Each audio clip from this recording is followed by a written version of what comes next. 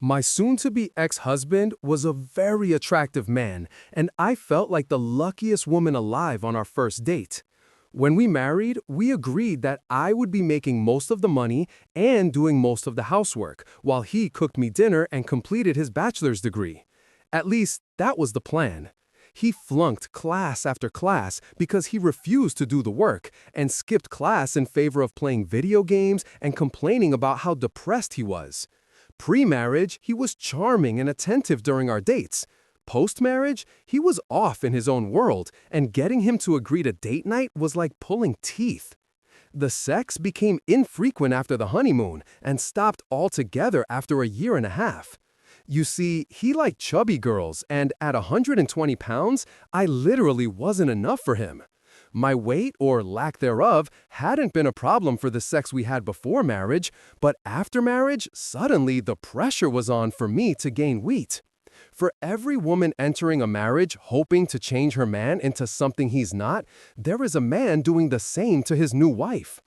I could not discuss this with my female friends. There are no words in our society to describe a woman trapped in a sexless marriage. I was probably the only late 20-something woman in my entire state who had to beg her husband for sex. So from the beginning, my marriage was plagued by a problem that had no name. I had always thought, perhaps naively, that marriage was supposed to resolve sexual tension, not create it. I did not get married to never have sex again. The homemade dinners dropped from every day to once a week because he was depressed. He also stopped accompanying me to family and social events. Again, I did not get married to show up alone to events. But I was patient.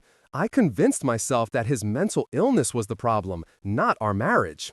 I hid any pills that might be dangerous when he talked about committing suicide. I came home from work each day praying I would not find my husband dead.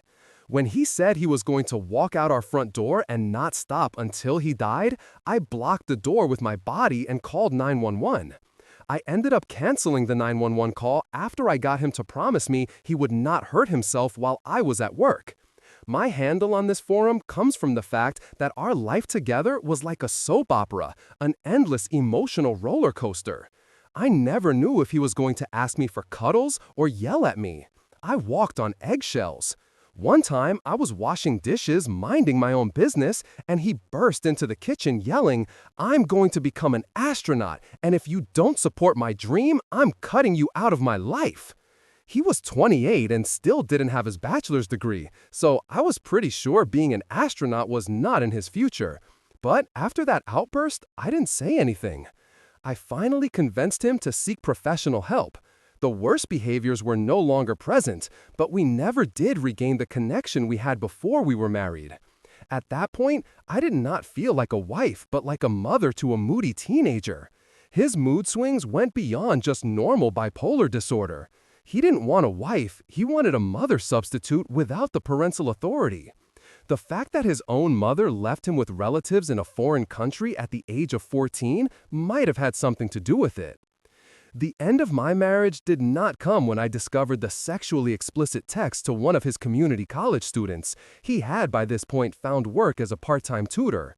It did not come when, a few months later, he announced his intention to leave me for yet another woman who, ironically, turned him down once he was free.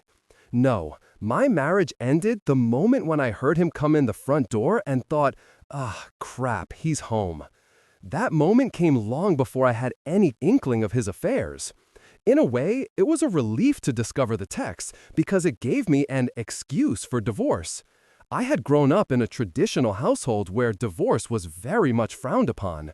So much so that I forgave him and resolved to work on our marriage after I confronted him about the text. Ultimately, he left me for the other woman. So there it is. I supported this man financially and emotionally for years, only to have him turn on me when he thought the grass was greener on the other side. He even asked me to buy him a flat-screen TV before you could say gold digger. I told him my parting gift to him was not emulating Lorena Bobbitt after I found out about the cheating. He also asked me if I would mind vacating the condo whose bills I paid solely out of my own money whenever he wanted romantic evenings with his mistress. I told him to boil his head, take a long walk off a short pier, and then go fuck himself.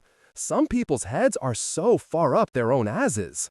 Slowly, my self-respect was returning. I never realized how much I gave in to him and how much of myself I had lost in the process until I had nothing more to lose. Owing to some unusual legal circumstances, he got our home, but it was 100% worth it to be free again. My traditional upbringing failed me utterly. When this COVID-19 business is over, I intend to stick to escorts.